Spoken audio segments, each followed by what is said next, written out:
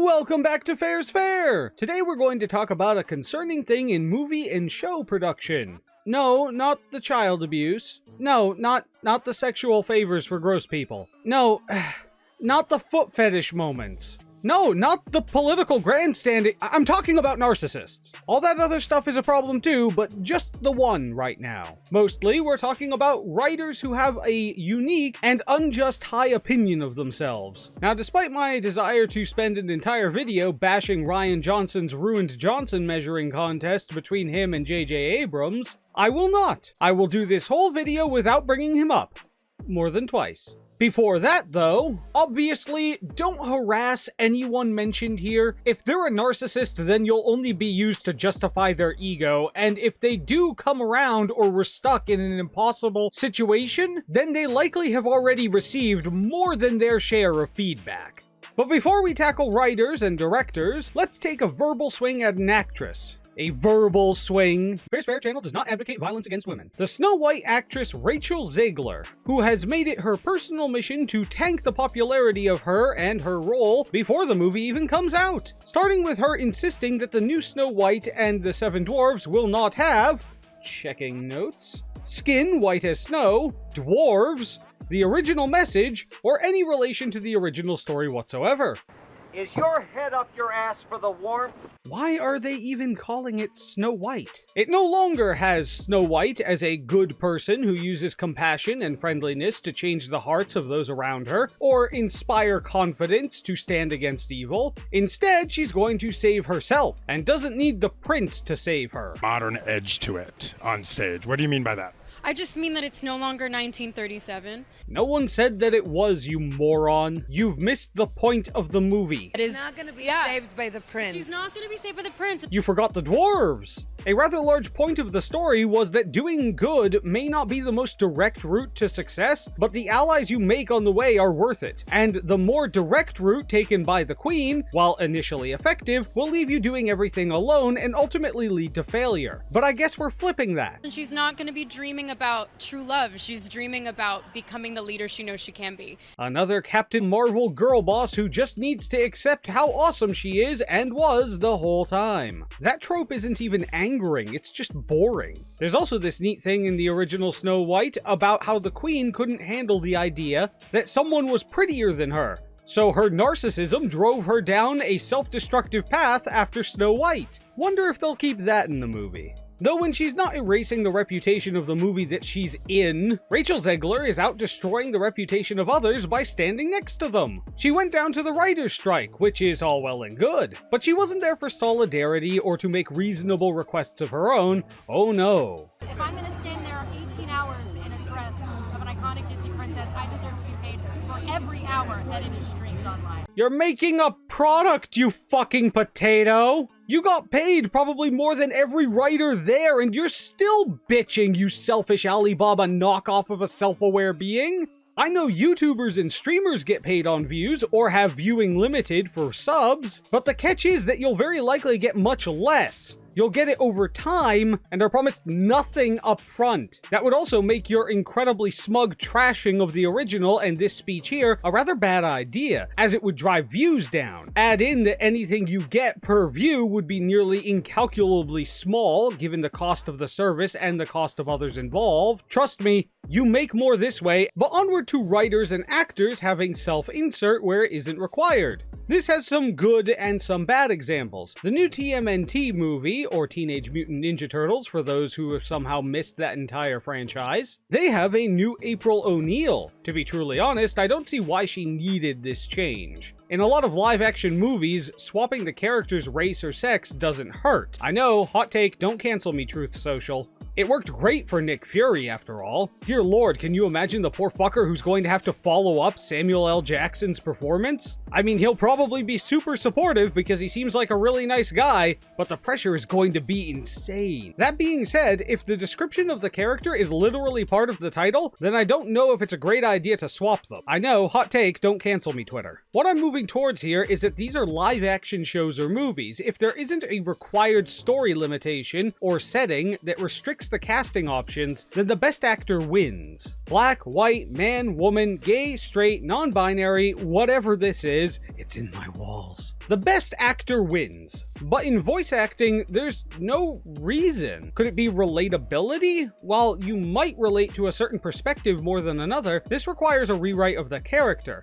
Otherwise, it's just superficial, which is also known as tokenism. Which brings up the question of how much creative liberty you can take before you've changed who the character is. If you change the whole perspective of the character, then they aren't really the same character anymore. That is more akin to supplanting the original character with yours. So if you've left the original character and perspective intact, then how is it more relatable? If you can't understand and relate to a character, not due to poor writing, but due to their sex or race exclusively, then you are a sexist or a racist, at which point I don't really care about your opinion on the matter. But that does work both ways though. Based in New York, in a sort of modern times, it's weird that they changed April, but if she's written well, then that doesn't really matter. The best argument you could have is that it is a bit disrespectful to the original character designer, because you're changing their aesthetic without any real reason to do so. But on that, it is of course fine to write from your culture or perspective.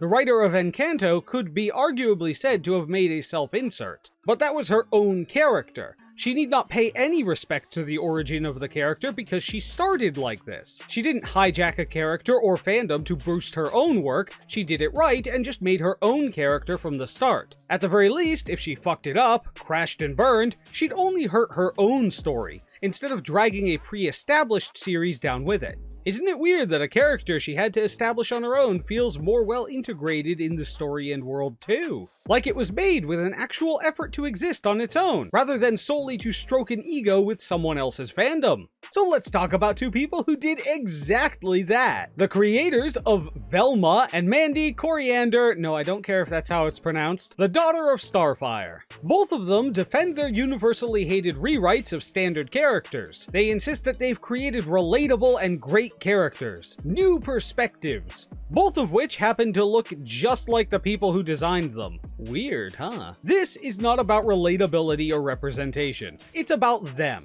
Because when a narcissist tries to imagine the most relatable character possible, it's always themselves. The old character? That's not them, and therefore wrong and bad. God, I can't imagine the ego on Mindy Kaling after she somehow failed upwards into getting an award from the White House for the train wreck that is Velma. That has to be one of the top 2 train wrecks that the White House has paid attention to without fixing anything. Mindy Kaling was so surprised that turning the reserved, intelligent, wholesome character into a vain, petty, narcissistic, and spiteful one upset the fans. How could levering in sex, making out, and gratuitous violence backfire? How could the Hitler and very repetitive penis jokes not appeal to the fans of Scooby-Doo? Could it have something to do with the shameless changing of every one of the characters and downright exclusion of the namesake? No, they just don't understand your creative vision. They're jealous of your greatness, or your character's greatness. Why would the fans take issue with you turning the child of 2 loving and beloved characters into an angsty outlet for the writer's own mommy and daddy issues? Surely people will love your self-insert that openly says she wasn't failing, she was just becoming the amazing and unique person that is her. Given her clear self-insert nature, maybe you should have tried to be a bit self-aware about how that reads. Also, no offense, but you look like you asked to see your parents' manager.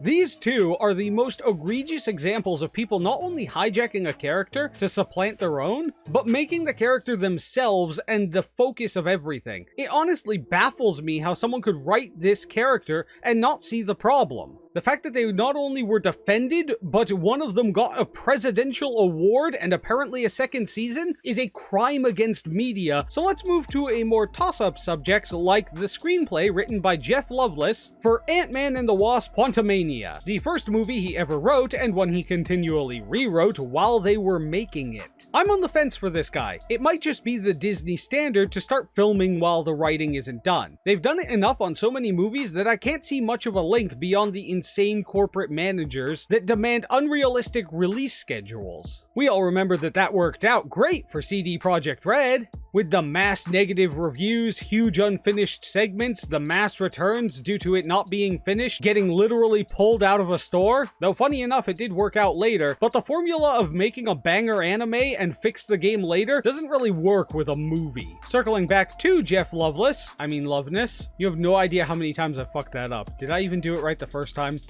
I'm not going back to check. He also seems to be lacking in any relevant experience in movies. He did a talk show and some episodes of Rick and Morty, but never a superhero movie of this scale. Or any movie. Gambling $200 million on an inexperienced writer is, well, not a great plan.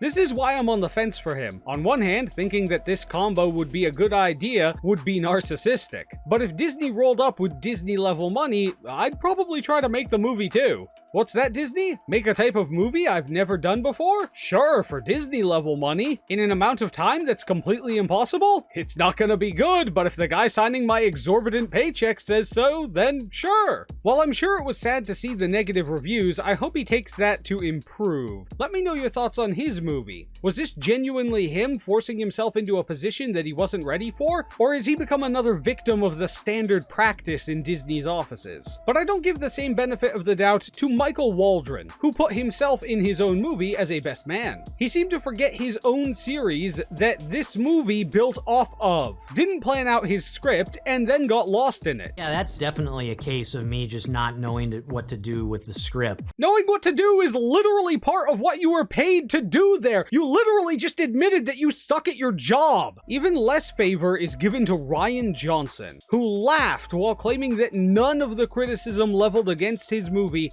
has any merit whatsoever. The man stood up and declared his movie perfect. That right there is where I decided that he was dead as an artist. Or at least stagnated. If there was no validity to any criticism, then there is no direction to improve. Every interview, he exudes an aura of arrogance. He truly considers himself a great artist, beyond the comprehension of the peons feigning knowledge on his divine craft. One of the original creators of Invincible openly admitted that they had added something in that will be coming into the animated series later that potentially negates part of the seriousness of the story. We thought it would be hilarious if there was an alien race that just had mustaches for no reason whatsoever. Does it detract from the seriousness that we're trying to achieve with the show? Yes. Is it possibly a mistake? Probably. But do we enjoy it? Would we change course now at this point? No, not at all. So we have our fun. It is a bit of a silly addition that wasn't necessary, but they had fun putting it in. At the very least, he acknowledged that this might be a tad detrimental to the overall quality of writing, but he thought it was funny enough to put in anyway. Contrast that with Rian Johnson, who had absolutely no interest in making something that was part of the world that he was allowed to build in. This and other events like it has become a disaster of media. Before, there were of course narcissistic creators, and there are plenty around now. But with these massive budgets and long-standing franchises, the battle within the fandoms are especially bloody, with even more pressure to stick to your guns and deny any flaw, for both the creator and the company funneling hundreds of millions of dollars into a mistake. The company almost has to stand by, stroking the creator's ego for as long as they can, for fear that the stockholders and/or CEO will demand to know where the problem is. So in the interest of not being the ones at fault for hundreds of millions flowing down the drain, it must be the fault of the fans. They can't be pleased. They are too dumb for their own good when it comes to entertainment. They are uncultured and can't see the emperor's robes like us royals can. So what might you think needs to be done? Well, personally, I think nothing. Nothing new anyway. Critics should continue to criticize. Breakdowns will peel back the layers of a failure, fans will run out of copium eventually, and over time people will move away from the twisted remains of the franchise that was destroyed by the self-deluded people making it. So the money will dry up. The millions of dollars will be lost with no return. It may be sad that so many properties died in the sacrifice in the name of turning the tide, but I am optimistic. The funders are funding to make money back. If that's not happening, regardless of what excuses are made or whether or not they think the people are too stupid, then one way or another, they will put their money elsewhere because the money back is what they wanted in the first place. Still waiting on that Rian Johnson trilogy, any day now, I'm sure of it. You can avoid encouraging a market for these things, but that's about it. There's very few other things that can help stop rich narcissists from funding other narcissists. They're rather known for trying to surround themselves with like-minded people, after all. That way they can all stand around and talk about how great they are together and how they truly understand everything. But once money starts flying out the window and it's not coming back, they will begin to turn on each other, and someone has to be to blame for the loss of revenue. They're already starting to see the failures on the horizon, with Snow White being postponed by almost a year, with extensive reshoots. Maybe Rachel's statements accidentally got Disney to the bargaining stage of grief, where they frantically try to rebuild their movie into something profitable. That's at least one step closer to acceptance. Hope you enjoyed the video and let me know. Do you see this as a potential concern? Do you agree with my interpretation of these writers' decisions, or where they come from? Feel free to let me know in the comments of one of the last tangents that came from that one video so long ago, and feel free to like, comment, share, subscribe, jazz hands, and follow me on Twitter. But if you're a Rian Johnson fan and can pull his balls from your windpipe long enough, you too can go down to the comments to be entertainingly angry. Oh fuck, I brought him up a third time.